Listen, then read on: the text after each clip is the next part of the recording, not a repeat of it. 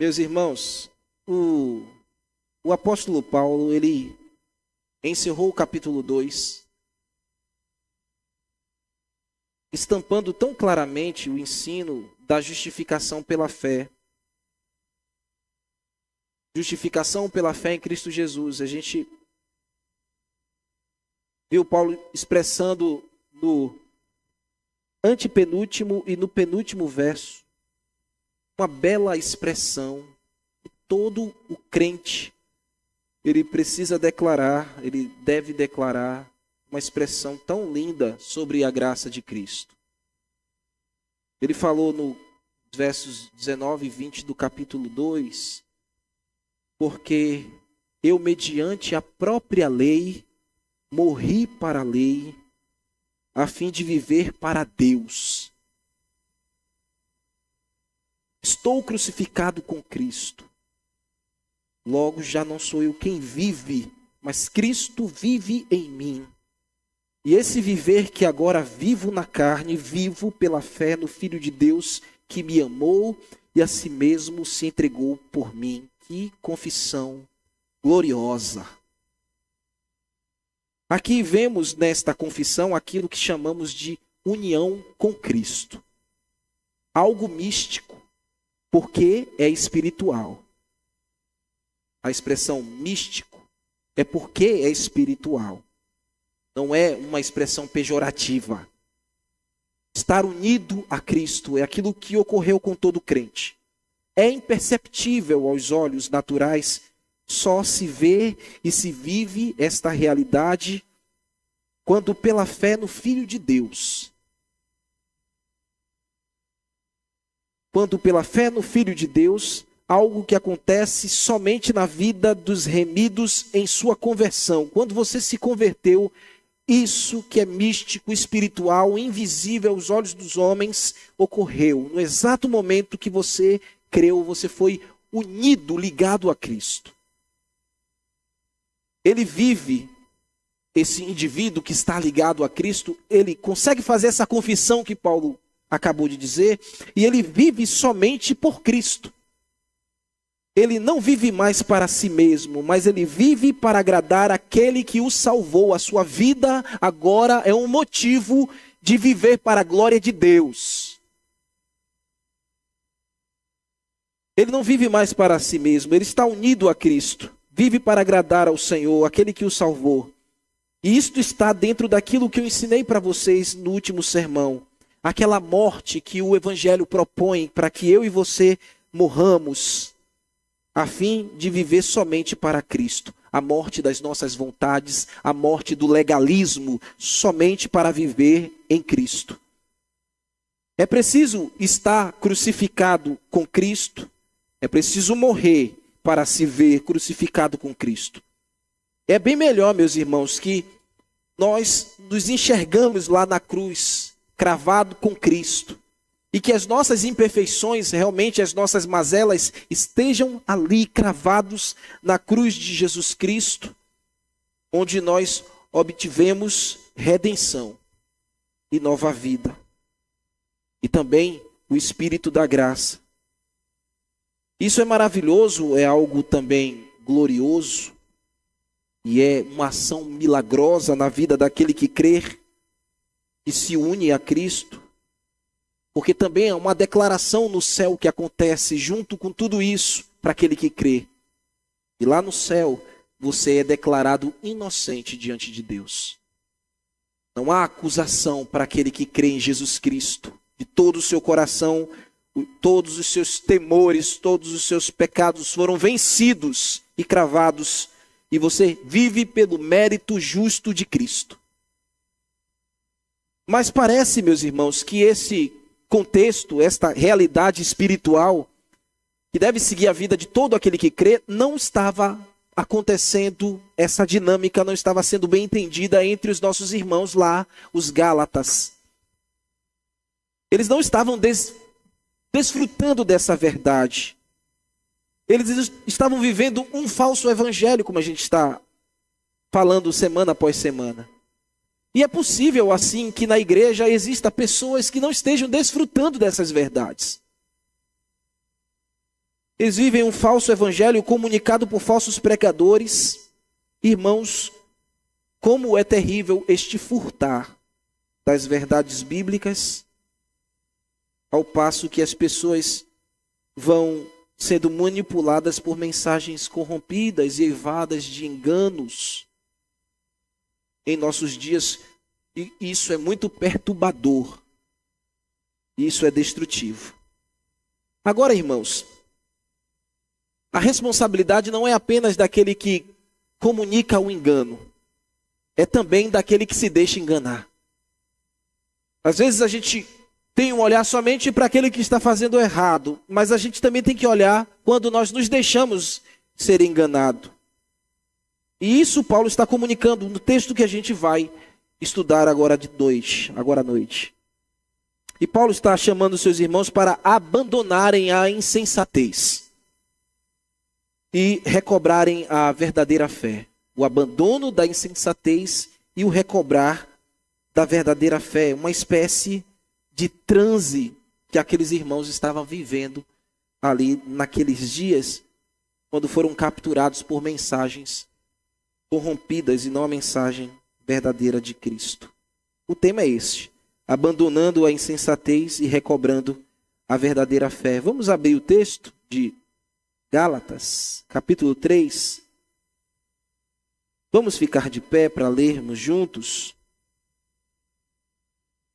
o versículo 1 até o versículo 5.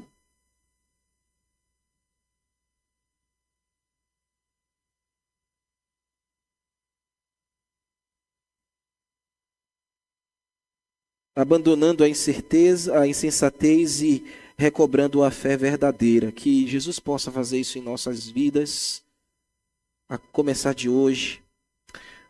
Ó Gálatas insensatos, quem vos fascinou, a vós outros, antes cujos olhos foi Jesus Cristo exposto como crucificado? Quero apenas saber isto de vós: recebestes o Espírito pelas obras da lei ou pela pregação da fé?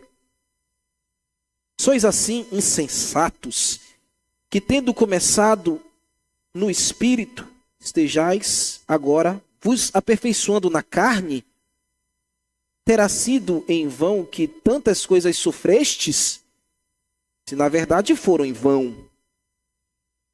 Aquele, pois, que vos concede o Espírito e que opera milagres entre vós, porventura o faz pelas obras da lei ou pela pregação da fé?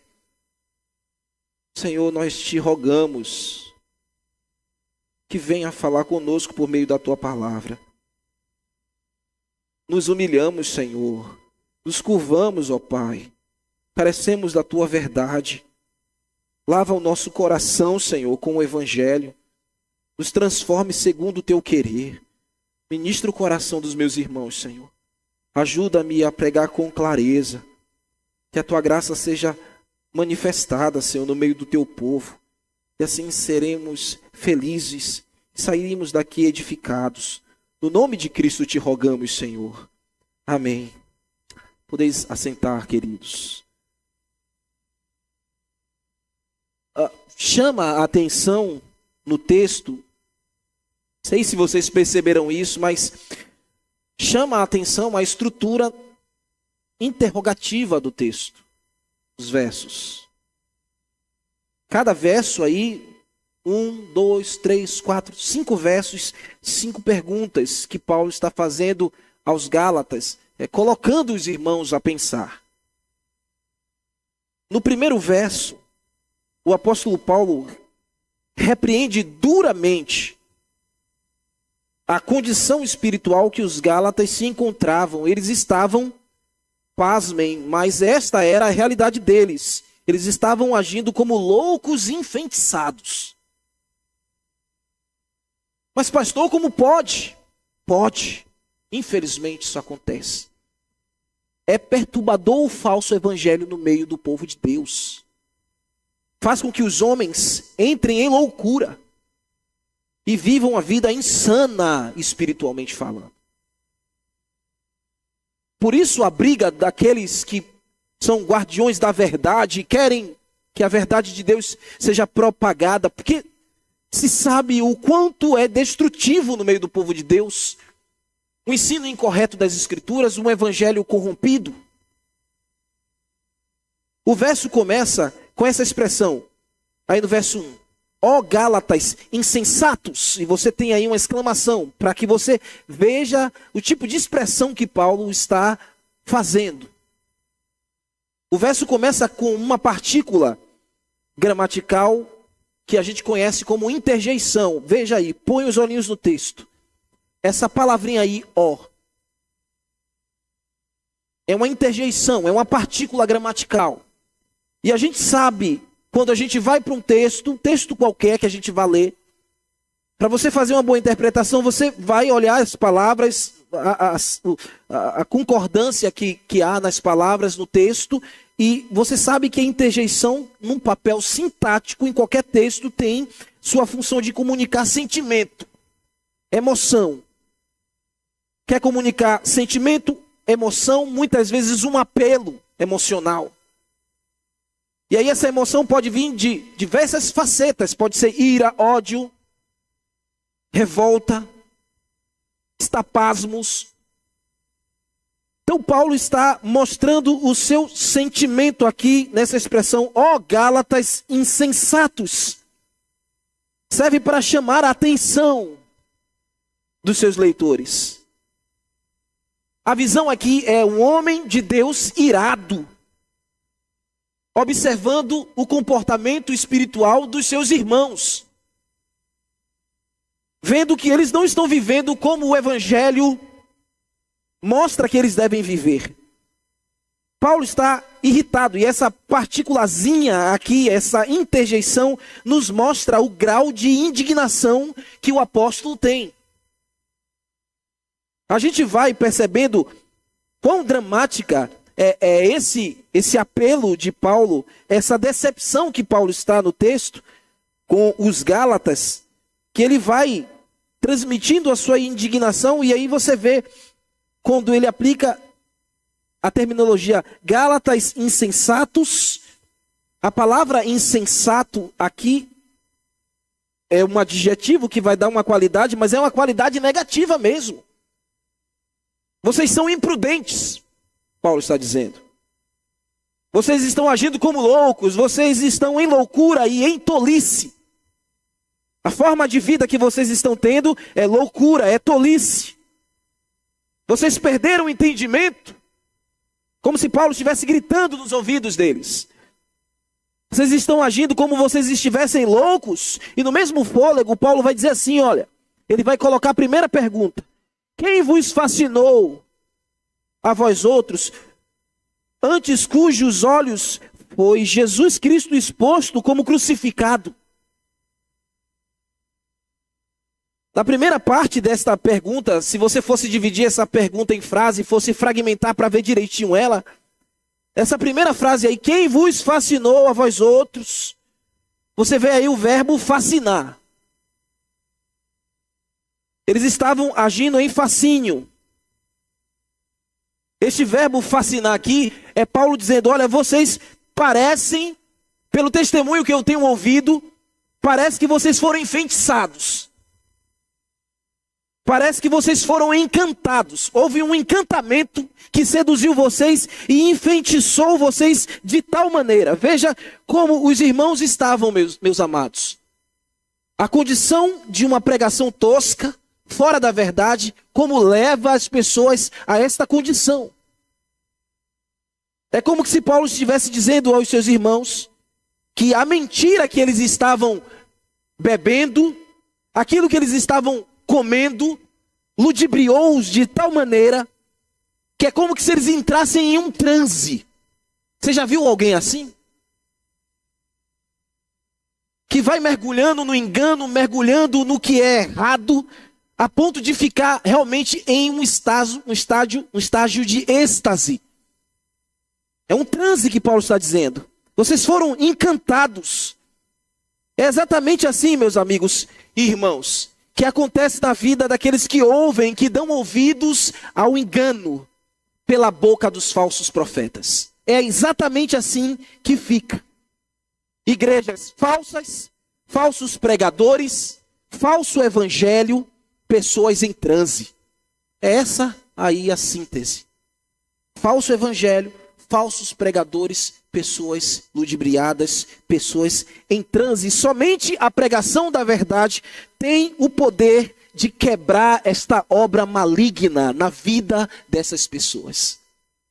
Somente a comunicação da verdade pode quebrar este transe da vida dessas pessoas e devolvê-los à verdade pela comunicação do evangelho. E é isso que Paulo está fazendo. Quem vos fascinou? Quem vos levou ao erro, ao engano, ao fascínio? Então, meus irmãos, se faz necessário elevar o tom toda vez que o evangelho da graça for comunicado em confronto ao engano e contra a verdade. E se for necessário, meu amado, que eu eleve o tom todas as vezes à noite ou em qualquer momento em que eu abrir o texto bíblico para lhe ensinar a verdade, se for preciso que eu comunique a verdade elevando um tom só para te ver livre do engano, eu o elevarei e pregarei com todo o meu espírito a verdade de Cristo. Porque, como o Senhor mesmo disse, se é conhecendo a verdade que a verdade nos liberta. Então, muitas vezes o evangelho precisa ser comunicado na congregação como um soco no estômago, como um golpe duro para esmiuçar o engano que cauterizou tão verazmente a mente das pessoas que você precisa elevar o tom como Paulo fez e usar palavras pesadas como Paulo fez. O evangelho não é só pregado com a rosa. Você também tem que mostrar que o evangelho tem o seu espinho. O evangelho de Cristo não é apenas apresentar para você o céu, é mostrar para você também que o inferno existe. O evangelho de Cristo é mostrar a você a conduta cristã e mostrar para você o juízo divino se você não andar conforme a lei de Deus, a vontade de Deus. Paulo está indignado. E ele pergunta, ele faz a segunda pergunta. Ele desenvolve, essa primeira pergunta. Antes cujos olhos foi Cristo exposto como crucificado. Quem vos fascinou?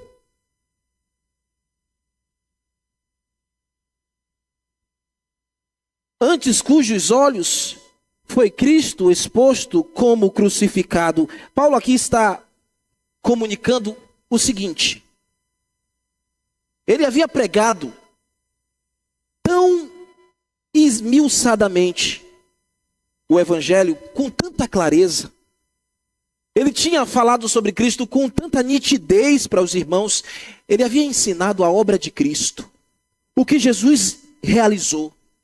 A sua obra na cruz com tanta clareza.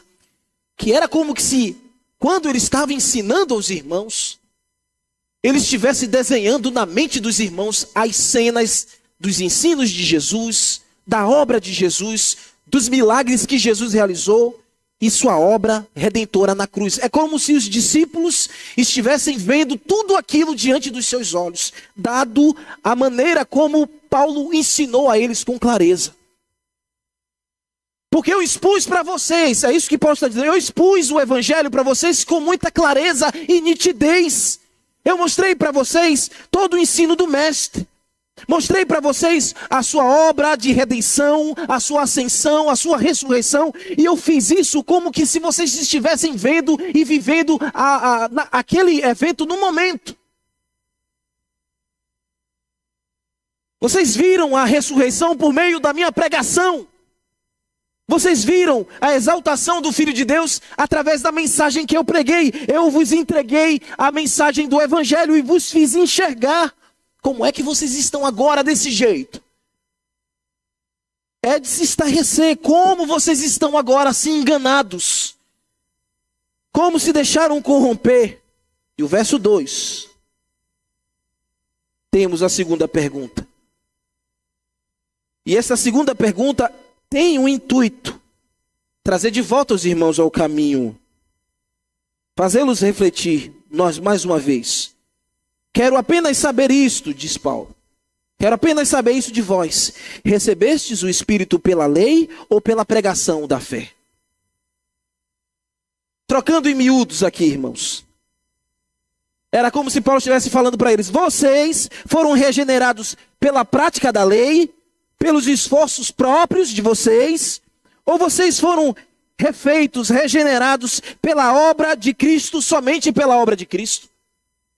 É a vida prática comum de vocês, bondade que vocês possam fazer, que mudaram o coração e a vida de vocês, fizeram com que vocês nascessem outra vez, de novo? Não, foi somente por Cristo. Essa pergunta é retórica, porque devolve eles ao ensino. Certamente Paulo havia ensinado a eles que a lei não tinha capacidade de salvá-los. Olha, todo esforço humano não tem capacidade de salvar. Esse assunto que os falsos mestres estão dizendo, que vocês precisam guardar certos atos religiosos, vocês têm que guardar preceitos da lei, fazer circuncisão, esses atos cerimoniais não manifestaram poder de salvação. Somente Cristo. Foi somente em Cristo que vocês foram regenerados. Paulo ensinou a eles, em Romanos 3,19, Paulo falou assim: olha, sabemos, contudo, o que a lei diz aos que vivem debaixo da lei. Diz para que se cale toda a boca e todo mundo seja culpável diante de Deus. A lei só tinha essa função, mostrar que todos os homens estavam culpados. Estavam condenados diante de Deus. É evidente que a lei se aplica àqueles a quem ela foi entregue, pois o seu propósito é evitar desculpas e mostrar que todo mundo é culpado diante de Deus. Assim que está na NVT. Eles receberam o Espírito Santo pela pregação do Evangelho, como vocês receberam o Espírito Santo pela pregação do Evangelho. Nós vivemos a nova vida pela pregação do Evangelho. Não foi por efeito moral humano. Fomos feitos novas criaturas pela morte de Cristo na cruz. E essa comunicação do Evangelho, onde nós também recebemos o Espírito Santo para que ele habitasse dentro do crente verdadeiro. Paulo está dizendo: vocês receberam a graça do Espírito Santo por causa da pregação do Evangelho. Não foi por observação da lei. A lei só mostrou que vocês estavam condenados. Mas a graça do Evangelho compartilhou a divindade dentro de vocês. Ó, meus irmãos, você participa desta graça hoje, pela obra e mérito de Cristo. Você não vive mais debaixo de legalismo, debaixo da lei. Você vive debaixo da aliança do Filho de Deus. Você não deve mais viver debaixo de um jugo esmagando o seu pescoço. Você deve viver vida em liberdade em Cristo Jesus. Ele é que te leva a cumprir toda a lei de Deus, nos seus méritos. Então você pode ter esta vida que regressa à graça, que regressa ao mandamento divino. Você pode ter um viver que esteja apegado somente a Cristo, porque não é algo que é produzido por você mesmo, mas é obra da graça de Deus.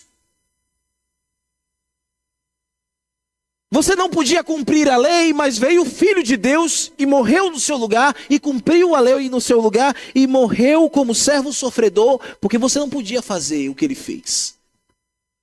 Você não conseguia viver como ele viveu. E ele pôde ser o seu justificador. E você pode se apresentar diante de Deus justificado. Muita gente, meus irmãos, ouve esta verdade, está assentado nos bancos das igrejas, mas não vive esta verdade. Muita gente é simpático com tudo isso que eu estou falando, mas e o viver? Não vive, não expressa. E minha oração hoje é que essas perguntas de Paulo possam reverberar dentro de você, possa ser realmente perguntas retumbantes dentro de você. Balançar as suas estruturas. Veja o verso 3.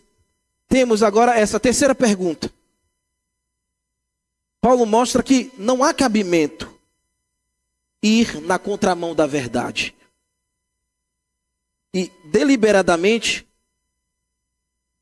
isso é um comportamento insano. Olha, vai repetir de novo a palavra insensato. Sois assim insensatos, que tendo começado no espírito, estejais agora vos aperfeiçoando na carne. Novamente, aquele adjetivo lá, negativo.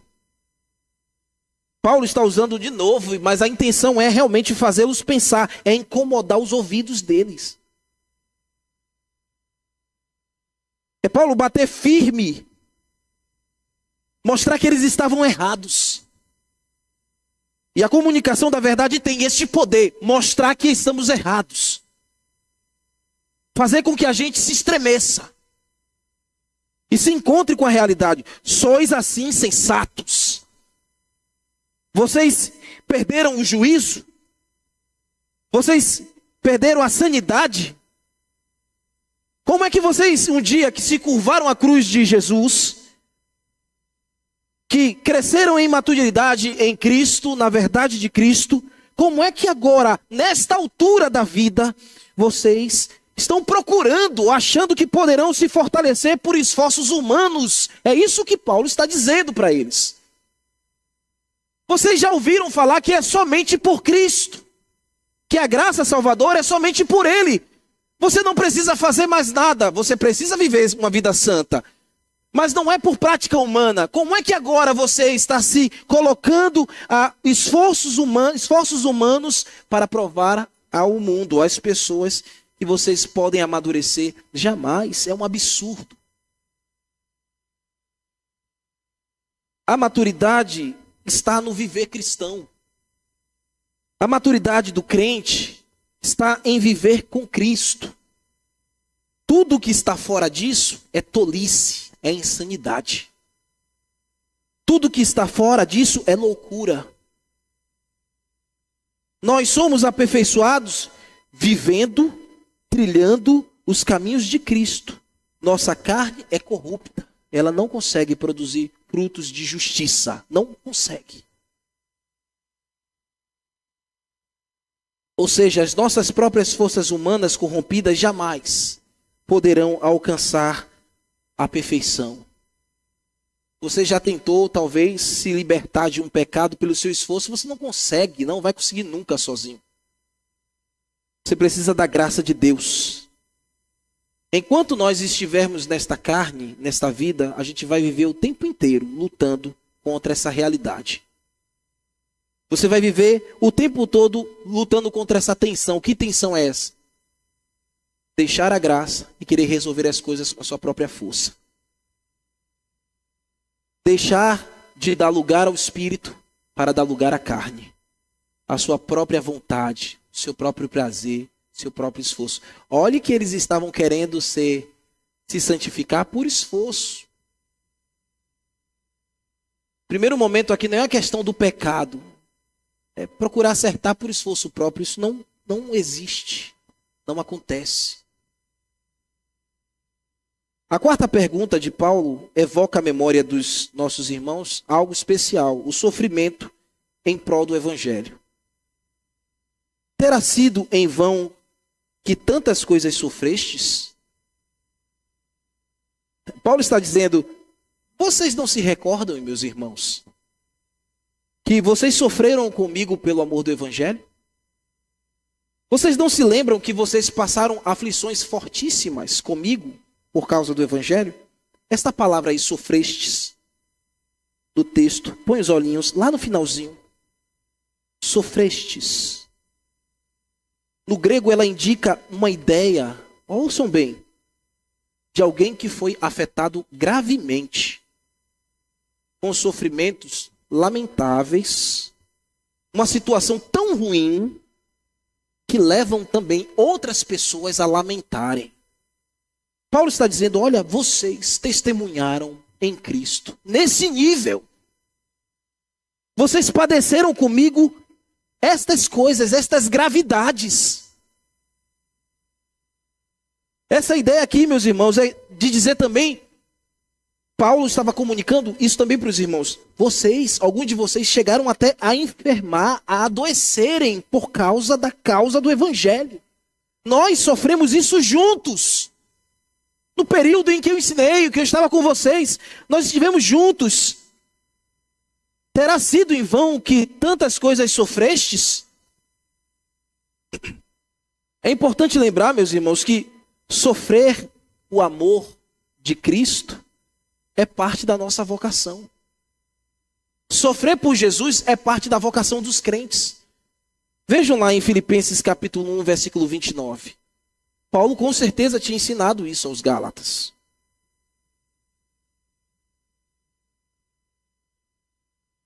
Filipenses capítulo 1, versículo 29.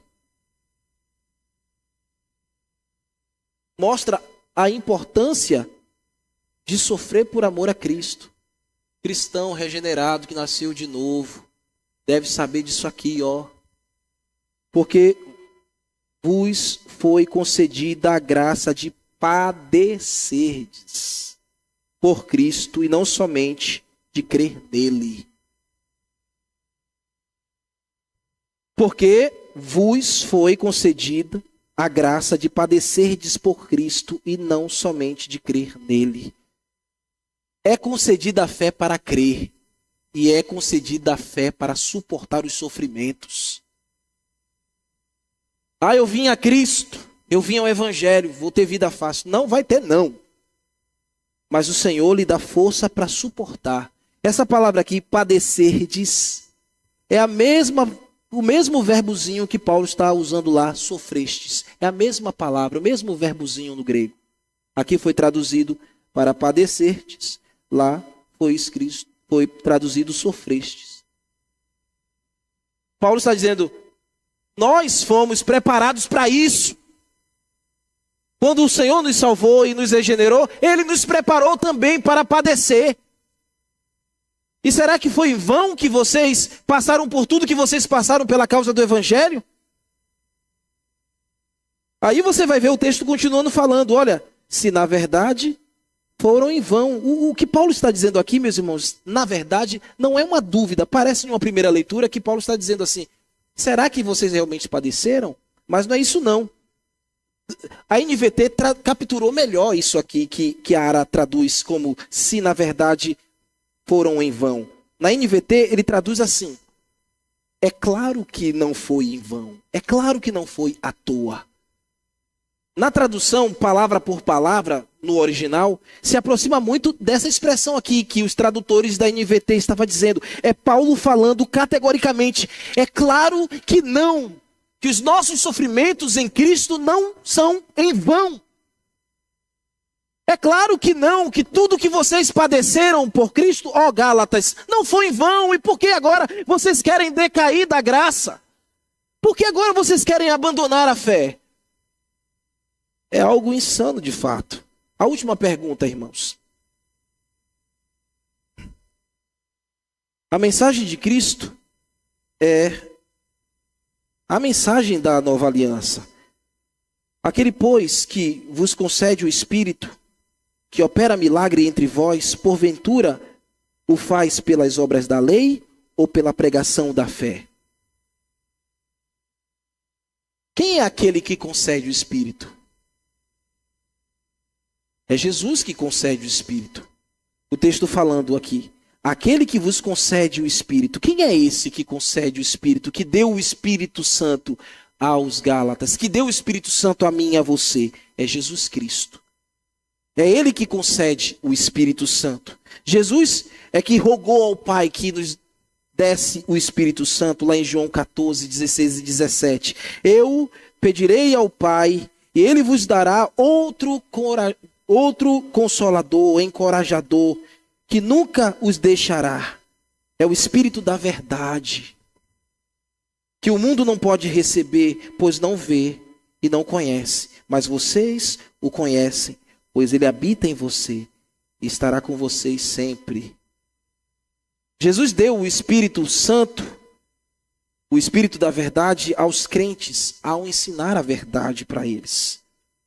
Nós recebemos o Espírito quando tivemos o contato com a verdade.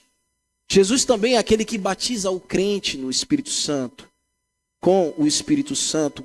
Olha o testemunho de João, o apóstolo João dando testemunho sobre Jesus que concede o Espírito. João 1,33. Eu não sabia quem ele era, mas quando Deus me enviou para batizar com água, disse-me: aquele sobre o qual você vir o Espírito Santo descer e permanecer, esse é quem batiza com o Espírito Santo. Eu acho curioso aqui, porque Jesus é o primeiro homem que tem o Espírito Santo permanentemente nele. Nosso mestre. Antigamente o Espírito Santo vinha e ia embora, vinha embora. Agora não. Ó João, quando você vir que ficou, que permaneceu, esse que tem autoridade para batizar do Espírito Santo. O mesmo Cristo que foi revelado aos Gálatas, meus irmãos, na pregação do Evangelho anunciado por Paulo, com o mesmo poder e virtude do Espírito Santo, que realizou milagres por meio da pregação dos apóstolos, este mesmo milagre na comunidade dos Gálatas, ali ratificava a mensagem da graça, a pregação da fé em Jesus. É essa mensagem que é a nova aliança, que é pregada ao pecador, que traz a remissão do pecador, daquele que crê no bendito Filho de Deus. Exposto o texto, meus irmãos, eu quero fazer duas aplicações aqui para vocês, para não ficar tão quadrado no texto. Olhe, não vos deixe fascinar. Como eu falei, é muito fácil isso acontecer. Nenhum de nós aqui, não nos deixemos fascinar, sermos iludidos. A gente pode ser alvo. É estranho, mas é real. Irmãos que começam na piedade, começam a ter uma vida desenvolvendo sua fé, começam a ter uma vida robusta, revigorante, com bom testemunho no meio da igreja. O irmão é uma bênção, ele prega bem, ele ensina, ele aconselha, ele está presente em tudo. Irmãos que começam esta vida tão maravilhosa, tão pulsante, mas o tempo vai passando e com o passar do tempo ele vai se esfriando, ele vai esmurecendo, e ele vai deixando de lado as práticas de uma vida cristã, aquelas práticas básicas como orar, como ler a Bíblia. Você começou na sua fé com todo entusiasmo, você lia todo ano a Bíblia. Hoje você já não faz mais isso, não consegue mais fazer, aí você diz que é por isso, por aquilo outro. Você foi deixando as disciplinas espirituais de lado. E quando a gente vai deixando as disciplinas espirituais de lado, a gente vai mostrando fragilidade e vai ficando muito suscetível ao engano. É muito fácil um crente de 30 anos, de 20 anos, de 10 anos, ser ludibriado. Por isso, meus irmãos, vem o desânimo, a prática das disciplinas espirituais já não são mais feitas com afinco, o cotidiano seu começa a ficar vulnerável e pode ser facilmente ludibriado por falsas doutrinas e vãs filosofias deste mundo. É preciso tomar cuidado para não incorrermos na insensatez. Você ser enquadrado como um insensato cristão. Um cristão insensato, insano espiritualmente. Cuidado.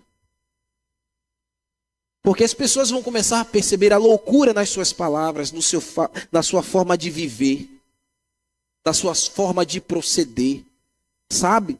Dos argumentos que você tem e nas concepções de resolver as coisas. Não há mais graça, não há mais virtude de Deus. Só há loucura, insensatez, sanidade e diálogo pernicioso. É descabido, irmãos. Devemos tomar cuidado. Nós somos chamados à graça e não retroceder da graça. Nós fomos chamados para viver uma vida moral e ética cristã, uma conduta cristã, e não uma vida desassociada com os elementos básicos de uma fé cristã. E aí eu te pergunto, como é que está o seu devocional com Deus? Como é que está a tua vida devocional com Cristo? Tua vida de oração com Deus? Tua vida de leitura da palavra? Você só tem contato com a palavra quando você vem para o culto? Você só ora na igreja? Se você está assim, aí, meu irmão, você é um alvo muito fácil para ser um crente insano. Então é preciso voltar ao Evangelho, voltar à vida da prática cristã, nos defrontarmos com perguntas como essa que faz a gente balançar as nossas estruturas e procurar viver uma vida fora da insanidade. Sim, se alguma área da nossa vida e alguma área da tua vida você foi fascinado ou enfeitiçado por atrativos ou ideologias, ou até mesmo um exemplo aí fora que você está procurando seguir, isso cabe muito para os jovens. Cuidado com esses influencers aí, cuidado com isso. O que eles estão lhe transmitindo, quem você segue, quem é o seu exemplo, quem você selecionou para ser o seu mentor. Às vezes não tem nada a ver com o Evangelho, não tem nada a ver com Cristo, não tem nada a ver com o que ele posta, com o que ele comunica, aí você está lá. Seguidor dele, das ideias dele. Facilmente você pode estar enfeitiçado, em transe. Quer vestir como ele, quer falar como ele, aí vai.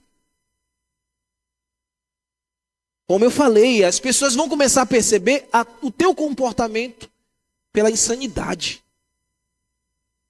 De como você está, como você se veste, o que você diz, o que você fala. Essa influência satânica, que muitas vezes já está tomando espaço no seu coração, tomando áreas da sua vida, e você muitas vezes acha que isso é normal, e que é fácil de resolver, mas não toma decisão e cabo para fazer. Irmão, se você está assim, entrou por este caminho, você precisa de lucidez. Você precisa de arrependimento. Você precisa quebrar o seu coração, se arrepender em Deus e sair deste transe. Você está enfeitiçado. Sabe como esse transe muitas vezes se manifesta na sua vida? Eu já falei algumas coisas, mas é conformidade com o que você antigamente julgava errado. Aquilo que você batia de frente e dizia que não, agora você já faz também, já começa a fazer. Coisas que antigamente para você era inegociável, você já está negociando. Você já está considerando. Você nem sente mais o desconforto de estar em certos ambientes, de falar certas coisas, de compartilhar certas coisas. Irmãos, isso já é o nível de insanidade na sua vida, de transe nestas coisas que você já está afetado. E você antigamente vencia, por quê? Porque você vivia em plenitude de Deus. Você vivia e vivia as suas categorias espirituais, você era um homem de oração, você era uma mulher de oração, e quando você estava assim, você estava guardado. Mas você foi deixando estas coisas, e aí hoje, como está a tua vida? Como você se encontra? É verdade, irmãos, que você pode vir parecer ser uma coisa aqui no ambiente da igreja, mas e lá fora? Quando tudo na vida não tem mais sentido, quando tudo na vida não tem mais valor, quando tudo na vida perde as cores, quem traz de volta as coisas e quem recondiciona a nossa mente e coração é Cristo. É Cristo pela palavra. Então desperte de novo para as disciplinas espirituais. Desperte novamente para uma vida sincera com Deus. Recalibre novamente a tua vida na palavra. Recalibre novamente a tua vida na oração. Recalibre novamente a tua vida na comunhão e dê novos frutos. A pregação do Evangelho é a continuação dos milagres. É Jesus hoje salvando você deste transe, salvando você, amigo ouvinte, que está aqui esta noite, é amigo do Evangelho, ouve o Evangelho, gosta de vir à igreja, mas até hoje não se arrepende dos seus pecados. Você não vai poder fazer isso por si mesmo. Você precisa confiar em Deus, confiar em Cristo. Você pode entender que você esteja vivendo em um fascínio deste mundo e Cristo te chama a sair deste engano por meio da pregação do Evangelho. Você que me ouve aqui, que me ouve em casa. É hora de você sair desta morte, porque esse pode ser o último tempo para você. Pode ser a última hora para você. Pode ser sua última pregação a ouvir. Por isso você não pode endurecer o seu coração em rebeldia a Deus. É reconhecer que neste mundo tão vaidoso, insensato, você está sendo como que um brinquedo nas mãos de Satanás. E Cristo tem poder para te libertar disso. Tirar você deste engano, meu amigo. Hoje pode ser a tua última chance. Jesus pode mostrar para você que o inferno não é o seu lugar. Não é o lugar para você passar a eternidade. Veja a luz de Cristo por meio desta palavra. Veja a luz de Cristo no convite à salvação. E que pela fé você creia que a obra de Jesus na cruz é poderosa para redimir a tua vida e te salvar para sempre. Que Cristo aplique esta palavra no teu coração.